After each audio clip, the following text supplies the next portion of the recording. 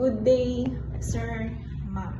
I am really thankful to you as you have given me a chance to introduce myself. I'm Shala Marie Padilla from Barangay Barong Dinros, Ilocos Norte, Philippines. I am 37 years old. I have 2 children.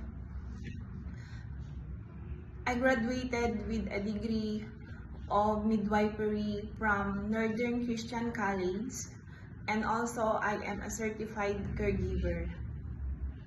I work as a house parent in a home care facility since 2019 to February 2025.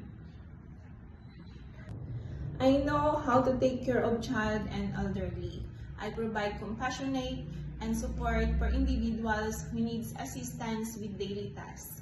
My goal is to ensure that those I care for feel safe and comfortable and valued.